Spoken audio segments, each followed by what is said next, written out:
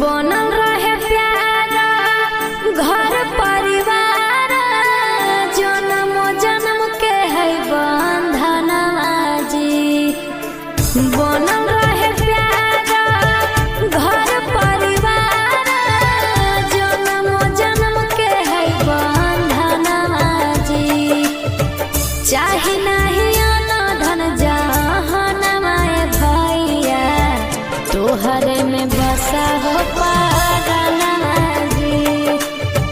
चाहे नहीं धन जहनवा भैया, तोहरे में बसा हो पारनवा जी।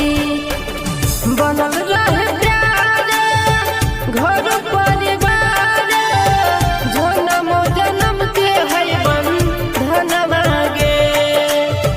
तू ही हकिया न धन जहनवा गे बहिनी, तोहरे में बसो हो पारनवा गे।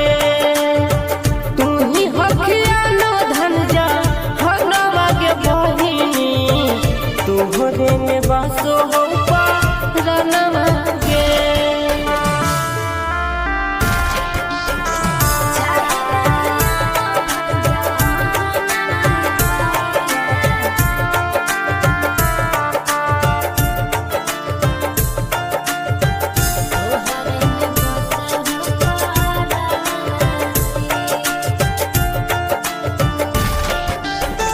साल भर पयावे भैया राखी त्योहार जी।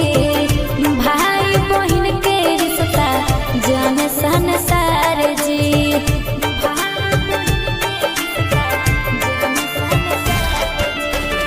साल भपयावे महीना राखी त्योहार गे। भाई बहन के रिश्ता जाने संसार गे। माई के प्यारा हो बाबू के सहारा, खुश रहे घर के आंगनवा जी। चाहे नहीं हमरा ना धनवा भैया, तोहरे में बसा हो पारनवा जी। तू ही हकिया न धन जहनवा गे बहिनी, तोहरे में बसो हो पारनवा गे।